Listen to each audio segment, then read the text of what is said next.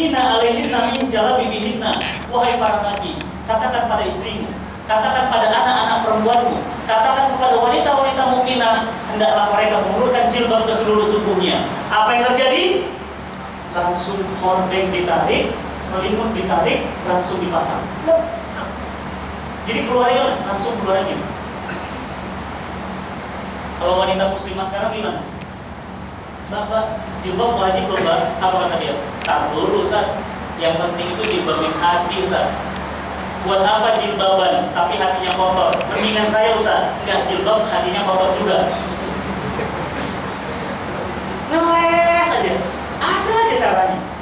Ya, habis gimana Ustaz? Iya sih jilbab wajib. Habis gimana Ustaz? Kantor nggak izinin tuh kan? Beda sama generasi pertama. Kenapa? Akidahnya sudah mantap, imannya sudah mantap. Jadi begitu diperintahkan, sami'na wa ata'na. Sutra. Ya, antum yang suka pakai batik, saya suka pakai batik. Pingin sutra, pingin. Saya sering masuk ke kantor, saya wah batik sutra, keren banget, keren. Rata-rata harganya 4 juta, 5 juta. Tapi kenapa? Batik nggak boleh bagi laki-laki. Jadi gimana? Ya saya pakai ya nggak sutra aja. Lebih keren gitu. Saya suka batik. Bahkan memang baju utama sih batik kalau ngisi kajian. Saya nggak pakai jubah, saya suka batik karena nggak terkesan, ya, terlalu formal ulama, tetapi juga nggak terlalu santai. Nah oleh karena itu, bagaimana ceritanya? Ketika kemudian ada seorang sahabat datang menemui Rasulullah, mereka mengikat rambut mereka yang indah dan memakai celak mata serta memakai jubah yang bagus dilapisi sutra. Ketika mereka menemui Rasul, kemudian berkata kepada mereka, apakah kalian sudah masuk Islam? Kata Rasulullah, ya Rasulullah, kan sudah masuk Islam. Rasulullah lantas bertanya, benar? Benar. Kenapa sutra itu masih melekat di leher kalian? Akhirnya gimana? Langsung diambil sutranya, dirobek-robek, nggak jadi dipakai. Artinya, beginilah sikap orang mukmin. Ketika perintah Allah tiba, sami'na wa ata'na. Oleh karena itu, Islam muncul dalam keadaan asing dan akan kembali asing sebagaimana awal muncul. Asing. Orang sholat berjamaah cepat-cepat asing, aneh. Orang tinggalkan riba, aneh. Orang pakai hijab syar'i, aneh. Orang nggak mau makan harta-harta yang haram, aneh. Dulu aneh banget dulu. Nggak apa-apa, kenapa?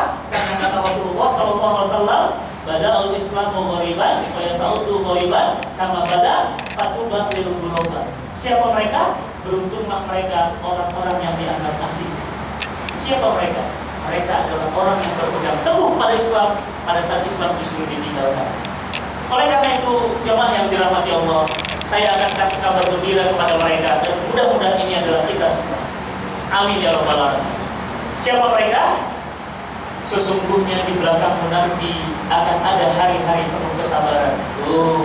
Hari penuh kesabaran itu gimana? Ya sabar. Orang sabar di zaman itu seperti orang memegang bara api yang panas. Dipegang salah, nggak dipegang lebih salah. Diambil takut, nggak diambil butuh. Nah itu, pernah ngalamin gitu? Ya, Mas.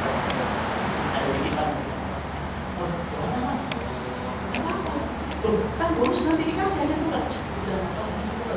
Nggak diambil butuh, betul? Diambil bukan milik kita. Zaman sekarang ini sering. Ya. Apa yang terjadi? Orang yang beramal pada waktu itu akan diberi pahala 50 orang lain yang beramal seperti apa? Para sahabat bertanya, ya Rasulullah, pahala 50 orang dari kalangan mereka? Tidak, kata Rasulullah. 50 orang, 50 kali lipat dari para sahabat dari kalian. Para sahabat dijamin masuk surga. Orang yang kemudian sabar pada saat zaman kesabaran, berpegang teguh kepada Islam, orang ini pahalanya 50 kali lipat dari para sahabat radhiyallahu anhum ajmain. Oleh karena itu memang ini zaman-zaman fitnah, maka bersabarlah. Memang baik. Mau nikah, siapa yang belum nikah? Lagi enggak lagi nikah. Yang belum nikah, udah nikah mas? Sudah? Belum? Coba, mau nikah susah. Kenapa? Nggak nikah, takut zina. Akhirnya serba salah, sabar. Mau nikah, bapak mertuanya nanya, mohon maaf dia kerja di mana? Gajimu berapa? Coba. Susah. Ya, apalagi di Timur Tengah ya, makanya banyak laki-laki dan perempuan yang bujangan tua. Kenapa? Mahal nikah. Makanya kan ada hadis Rasul. Apa kata Rasul? Wanita yang paling mulia ada yang paling murah maharnya, supaya cepat nikah. Oleh karena itu Bapak Ibu yang dirahmati Allah, dulu para sahabat beriman dan bersegera dalam melaksanakan ketaatan kepada Allah dan Rasulnya, sehingga mereka mendapatkan kedudukan mulia di Jannatul Firdaus. Pertanyaan, bagaimana? Ketika azan berkumandang kita cepat sholat, tapi kenapa ketika Allah minta kita tutup aurat kita nggak cepat? Kenapa ketika Allah minta itu nggak boleh gitu? Kenapa? Haram, kita nggak cepat. Oleh karena itu jangan beda-bedakan antara sholat, haji dan zakat. Semua adalah ketetapan dari Allah dan semua pasti akan diminta jawabannya. Sebelum ditutup, izinkan saya menceritakan tentang peta perjalanan hidup Muslim. Bapak Ibu yang dirahmati Allah, kita harus melewati 4 fase berikut. Fase yang pertama adalah alam rahim. Sudah lewat? Sudah. Siapa yang nggak lewat alam rahim? Semua lewat ya? Oke. Sudah lewat? Sudah. Sekarang kita di sini, di fase yang kedua, terminal yang kedua. Setelah itu kita akan melewati alam ini dan kemudian kita akan menemui ajal. Bisa jadi zuhur ini adalah zuhur kita yang terakhir.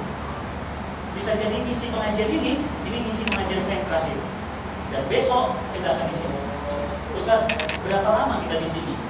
Kata Rasul kita, tergantung kapan kiamat tiba. Kalau kiamat 1 juta tahun lagi, kita menunggu di sini 1 juta tahun. Kita gimana Ustaz?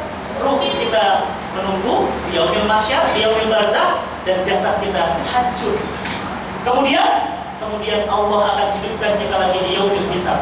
Berapa lama Ustaz kita di yaumil hisab? Rasul kita bilang 50.000 tahun. Siap-siap Pak. Jadi kita sekarang lagi di sini ya. Terminal 1 udah lewat kemarin. Sekarang terminal 2. Ibu-ibu siap-siap. Besok ibu terminal 3. Ya. Sahabat kita, guru kita, teman-teman kita sudah terminal 3. Dan besok kita akan masuk ke yaumil hisab.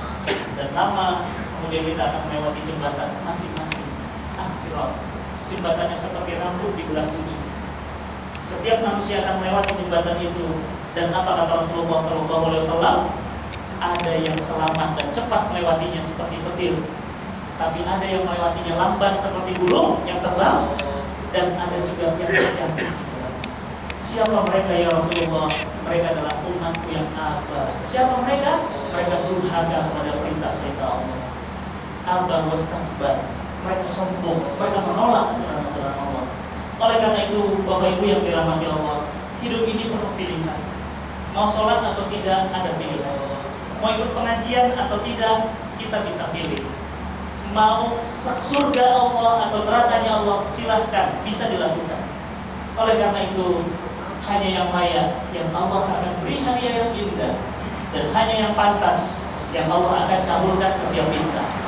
Jangan katakan doa kita tidak diijabah. Tidak ada doa tidak diijabah. Semua doa diijabah. Kenapa doa kita belum diijabah? Jangan-jangan memang karena kita belum pantas menerima pertolongan dari Allah SWT. Oleh karena itu, sebulan penuh Ramadan sudah menempa kita. Pertanyaan saya satu, apa yang tertinggal dari Ramadan itu? Kalau dulu Ramadan kita rajin banget ke masjid, sekarang bagaimana? Kalau dulu Ramadan rajin banget kita baca Quran, sekarang bagaimana? Kalau dulu Ramadan kita sholat malam, sekarang bagaimana? Bukankah Ramadan mendidik kita untuk menjadi orang-orang bertakwa? Dan ingat, menurut para ulama, seseorang itu diterima atau tidak Ramadannya ketahuan dari setelah Ramadan. Apakah setelah Ramadannya ada perubahan dalam hidupnya? Jika iya, berarti berhasil Ramadan.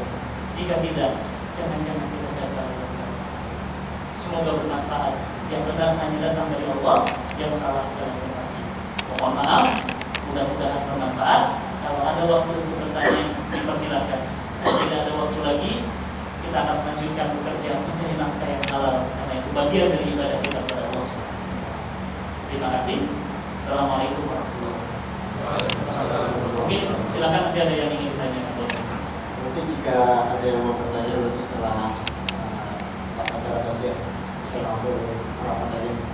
Baik, satu lagi informasi, Bapak Ibu yang dirahmati Allah, dalam rangka taat kepada Allah dan bersegera taat kepada Allah, saya sekarang sedang membangun pesantren tahfiz tahosus.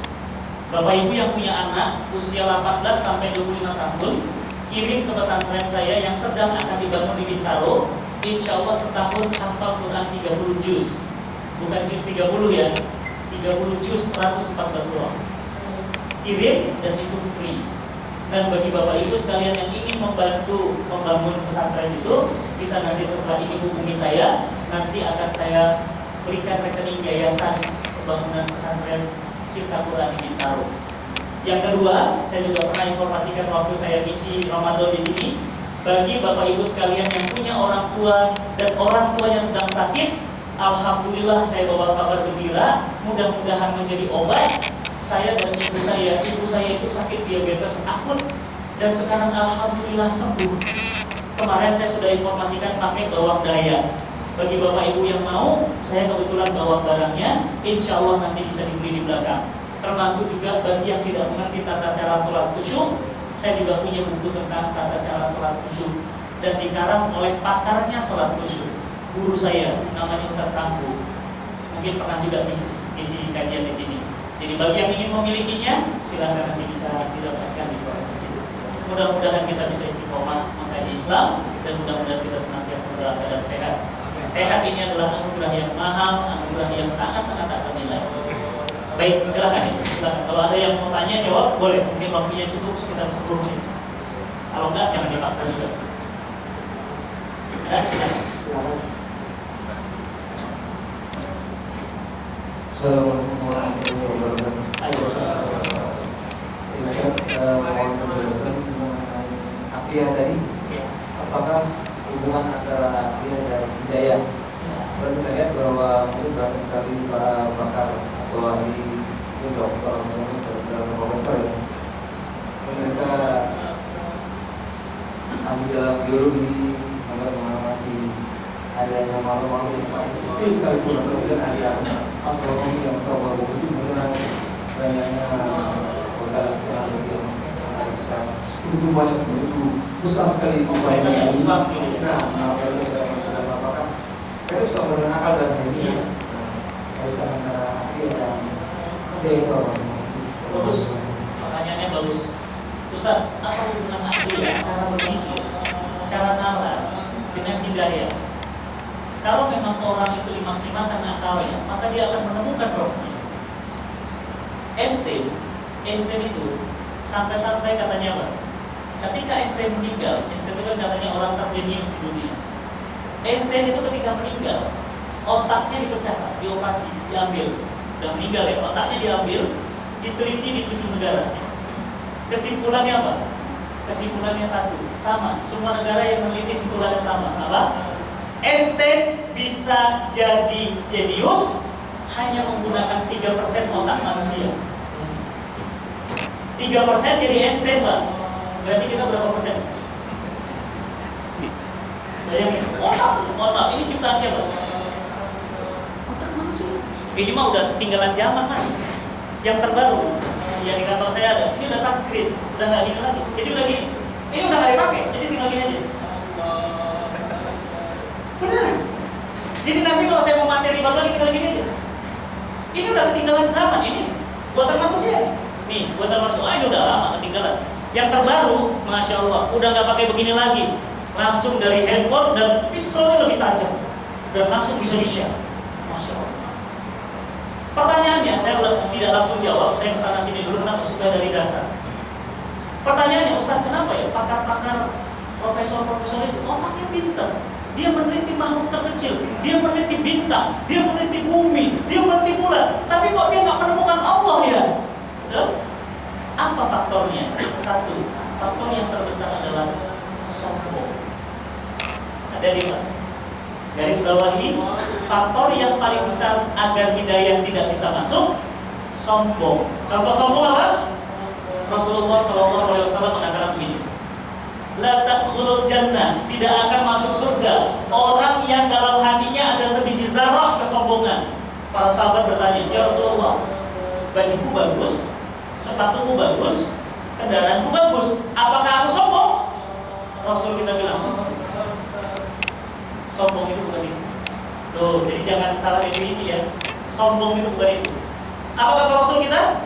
Sombong itu adalah menolak kebenaran dan meremehkan manusia. Tuh, tadi ada kajian kan? Nih, ada yang lewat aja manggilin. Siapa sih ustaznya? Ah, nggak kenal. Tuh, hati-hati loh. Ada lagi yang lihat? Siapa sih? Ustaz yang masih muda, jenggotnya juga cuma 5 lembar. Hati-hati loh, itu namanya apa? Nah, siapa sih? Fatih Karim, LC bukan? Bukan, nggak usah ngomong agama deh. Sombong. Beneran? Abu Jahal, Abu Lahab itu kurang hebat apa? Kenapa dia nggak masuk Islam? Apa dia bilang? Bagaimana mungkin aku petinggi Quraisy? Quraisy, atau enggak Quraisy? Quraisy itu suku kaum yang paling mulia di Timur Tengah. Bahkan di suku Quraisy ada lagi apa? Namanya Bani Hashim. Jadi Bani Hashim itu Bani yang paling hebat. Apa dia bilang? Bagaimana bisa aku ikut anak baru kemarin kayak gini? Ah, tuh. Gitu. Hati-hati Pak. Istri ingetin antum, Mas, sholat Mas. Apa kata antum? Ah, berisik amat. Ingetin gua, lihat jidat gua udah hitam begini. Apa itu? Jadi, yang menutupi mereka, apa dia bilang? Seperti Firaun kata, ana rabbukumul a'la. Jadi kalau peneliti itu mau rendah hati dan dia mau meneliti lagi, Masya Allah, ini nggak mungkin cinta manusia. Ini pasti ada yang menentukan. Nah, baru yang kedua, kenapa dia tidak bisa dapat hidayah? Bisa jadi dia belum memahami Islam. Bisa jadi Islam belum terhantar kepadanya. Sudah tahu loh, ada yang baru masuk Islam, profesor dari Prancis. Gara-gara apa? Meneliti air tawar dan air laut yang tidak tercampur. Dia teliti, masuk, dia lihat ada air tawar, dia lihat ada air laut. Padahal apa? Cuma terpisah membran. Dia pindah ke samping, dia minum tawar. Dia pindah ke samping, asin. Dia buka literatur semua, nggak dia temukan kecuali di Quran surat Al-Rahman. Akhirnya dia bilang apa? Ini rujukan ilmiah satu-satunya. Dia langsung datang ke masjid di Perancis, langsung dia asyhadu an la ilaha illallah wa asyhadu anna Muhammadan rasulullah. Karena Felix Xiao ya. Biasanya orang kalau ingat saya biasanya ingat Felix Xiao. Kenapa? Karena Ustaz Felix Xiao itu orangnya cerdas, pinter, tapi apa? Rendah hati. Awalnya sombong. Apa dia bilang? Gak ada Tuhan tuh. Buat apa agama? Agama bullshit. Dia gitu. Saya udah diskusi sama Kristen, bodoh tuh Kristen, begitu ya. Saya udah diskusi sama Buddha, patung kok disembah. Saya udah diskusi sama Hindu, apa itu Hindu? Akhirnya dia bilang apa? Tolong cari saya ustadz yang bisa jelasin ke saya tentang Islam. Temannya namanya Samsul bilang, ayo ketemu sama ustadz saya. Siapa? Fatih Karim. Ayo kita ketemu. Begitu ketemu, apa Pak? Tuh, apa dia bilang? Sul, ini ustadz. Iya. Tuh kan, mulai itu. Ini ustadz ini. Ustadz itu di mana-mana tua, jenggotnya putih, sorbannya gede, jubahnya besar. Ustadz kayak gini, bisa jelasin Islam ke saya? Begitu ya Pak. Apa kata temannya Samsul? Lu jangan sombong lah. Ajar aja diskusi, berani nggak? Ya udah, ayo. Akhirnya diskusi Pak. Jam berapa diskusinya? Jam 7 sampai jam 5 pagi. Jam 7 malam sampai jam 5 pagi. Ngapain itu? Diskusi. Gak makan, gak minum, gak ke toilet. Jam 5 pagi saya tanya, ada pertanyaan lagi nggak? Gak ada Ustaz. Akhirnya gimana? Dia ulurkan tangannya. Asyhadu an la ilaha illallah wa asyhadu anna Muhammadan rasulullah. Orang kalau nggak sombong dapat hidayah. Hati-hati dengan sombong. Itulah kenapa Rasul katakan, walaupun sebiji zarah bisa menyebabkan orang tidak masuk. Dengarkan dari siapapun. Siapa ustadznya? Oh, Ustadz Dery Sulaiman. Oh iya, bagus, beliau mantan rocker ya. Dulu, mari. Siapa ustadznya? Hari Mukti. Oh, mantan rocker. Oh, siapa ustadznya? Ustadz Tengku Zulkarnain. Oh, beliau bagus tuh. Jadi nggak pilih-pilih, jangan sombong. Jadi sombong itu bisa menolak kebenaran. Jadi akalnya gimana? Tertutup. Kenapa? Karena dia tidak mau mendekati itu. Oleh karena itu Bapak Ibu yang dirahmati Allah, sombong yang pertama. Yang kedua Pak, bisa jadi memang dia belum memahami atau belum dapat informasi tentang. Jadi paling tidak ada dua sebab ini. Kenapa para profesor, para peneliti itu justru mohon maaf Pak, bukan tidak beragama lagi Pak, bukan tidak Islam lagi Pak, ateis. Rata-rata profesor, semakin dia meneliti, semakin dia mengatakan Tuhan itu nggak ada. Sampai pada kesimpulan itu dia bilang Tuhan itu nggak ada.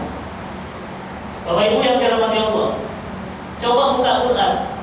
Halaman pertama Quran, halaman itu Al-Baqarah. Kemudian apa kata Allah? Allah sombong nggak? Banget. Siapa yang pantas sombong? Allah. Apa kata Allah? Dzalikal kitab la raiba fi. Antum kalau belajar bahasa Arab, la raiba fi itu artinya la syakka fi, tidak ada ragu secuil pun. Masya Allah. Coba.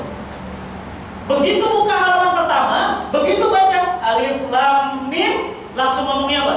Dzalikal kitab la raiba fi. Ibaratnya gini Pak, antum kenalan sama saya, begitu salaman kenalan, nggak ngomong macam-macam, cuma ngomong ini. Assalamualaikum Mas. Antum berkenalan dengan orang terkaya di dunia dan tidak ada lebih kaya dari saya. Coba bayangin. Itu kita itu. Coba halaman pertama dibuka, ngajarin sholat nggak? Ngajarin tauhid nggak? Ngajarin apa? Siapa yang sombong? Yang nulis. Berarti, maaf, saya merinding. Berarti isi Quran semua tidak ada. Berarti neraka itu? Berarti surga itu? Berarti kiamat itu? Berarti hari pembalasan itu? Kenapa? Begitu dibuka halaman pertama, di ayat ke-23 makin lagi sombongnya. Allah Rabbukumul A'la. Allah itu sombong dan maha tinggi. Apa kata Allah? Wa in kuntum fi raibin mimma nazzalna ala abdina fa'tu bi suratin min misli. Makin lagi sombongnya. Apa kata Allah? Kalau kamu ragu terhadap hamba kami Muhammad, datangkan satu surah saja yang semisal Quran. Apa kata Allah? Wad'u syuhada'akum min dunillahi in kuntum shadiqin. Bawa jin, kumpulkan manusia, buat satu surah saja semisal Al-Quran. Fa illam taf'alu. Apa kata Allah? Walan taf'alu. Kalian tidak akan pernah buat bisa seperti Al-Quran. Tapi pertanyaan saya, Quran itu mulia bagi kita. Kitab yang tidak ada keraguan di dalamnya. Sudah bisa baca Quran atau belum? Sudah bagus atau belum baca Quran? Sehari berapa kali baca Quran? Masya Allah. Oleh karena itu namanya apa? Allah sombong, wajar. Kita sombong, emang kita siapa? Datang telanjang, pulang juga telanjang. Datang sendiri, pulang juga sendiri. Apa yang kita sombongin? Apa Pak? Kalau kaya sombong mending Pak. Udah miskin sombong, kata Zaidun Abidin almarhum. Apa yang mau disombongin? Oleh karena itu Bapak Ibu yang dirahmati Allah, rukuk dan sujud kita menandakan kita berserah diri dan patuh kepada Allah, tidak sombong. Jadi Mas, Pak, kalau misalnya ada profesor yang seperti itu, ajak dia diskusi, dekatkan dengan Islam, dekatkan dengan Allah. Insya Allah, kalau hatinya lembut, kalau hatinya takluk, maka dia akan asyhadu an la ilaha illallah wa asyhadu anna Muhammadan rasulullah. Jadi nanti insya Allah kalau ada orang-orang yang ingin diskusi dengan Islam atau masalah keislaman, tolong ladenin aja, jangan dibiarin. Kenapa? Karena nanti hidayah nggak ada. Saya kira itu. Terima kasih. Ada pertanyaan lagi? Silakan. Cukup ya. Baik, sebelum diakhiri, kita tutup kajian kita kali ini dengan membaca istighfar. Astagfirullahaladzim, astagfirullahaladzim, astagfirullahaladzim, dan doa kifaratul majlis. Subhanallahumma wa bihamdika asyhadu an la ilaha illa anta astaghfiruka wa atubu ilaik. Assalamualaikum warahmatullahi wabarakatuh. Waalaikumsalam warahmatullahi wabarakatuh.